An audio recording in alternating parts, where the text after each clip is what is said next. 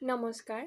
আজি কলাগুৰু বিষ্ণুপ্ৰসাদ ৰাভাৰ মৃত্যুতিথি। 1969 চনৰ 20 জুন তাৰিখে তেখেত কৰ্কট ৰোগত আক্ৰান্ত হৈ তেজপুৰত ইহলীলা সম্বৰণ কৰে। তেখেত কবি, সাহিত্যিক, নৃত্যবিদ, সংগীতজ্ঞ আৰু চিত্ৰশিল্প হোৱাৰ উপৰিও তেখেত মুক্তি যুঁজাৰু আছিল। ডক্টৰ সৰ্বপল্লী ৰাধাকৃষ্ণনে তেখেতক 1939 চনত কলাগুৰু উপাধিৰে সন্মানিত কৰিছিল আৰু আজিৰ দিনটোতে অৰ্থাৎ 20 জুন তাৰিখটোত প্ৰতি বছৰে সমূহ অসমবাসীয়ে ৰাভা দিৱস হিচাপে পালন কৰি আহিছে আৰু আজি তেখেতৰ মৃত্যুতিথিতে তেখেতক স্মৰণ কৰি মই তেখেতৰে এটি খুব জনপ্ৰিয় কবিতা আবৃত্তি কৰিবলৈ লৈছোঁ।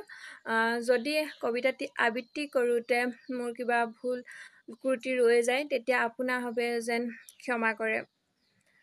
তেতিয়া মই কবিতাটো পাঠ কৰিবলৈ লৈছোঁ।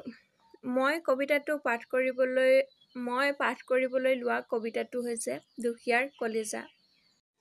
কবিতাটিৰ শিৰোনাম দুখীয়াৰ কলিজা। দুখীয়াৰ কলিজা নিঙাৰি ল, তেজ শুহি শুহি পিয়। ৰুকি ৰুকি মঙহ চোবাই খাৱ, কুৰুকি হাড় কেইডালো চোবাৱ। হুঁচিয়াৰ হুঁচিয়াৰ ধনী মহাজন, জমিদাৰ হুঁচিয়াৰ হুঁচিয়াৰ। বিপ্লৱ পথেৰে যাত্ৰী আমি, সৰ্বহাৰেৰে মুক্তিকামী।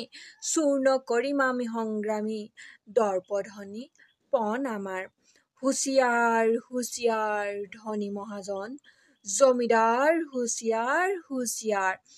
শেষ যুদ্ধ আমি ৰনোৱা, পৃথিৱীৰ হালোৱা বনোৱা। হম বিজয়ী আমি দুখীয়া, ক'ত ৰবি ধনী এইবাৰ। হুঁচিয়াৰ হুঁচিয়াৰ ধনী মহাজন, জমিদাৰ হুঁচিয়াৰ হুঁচিয়াৰ।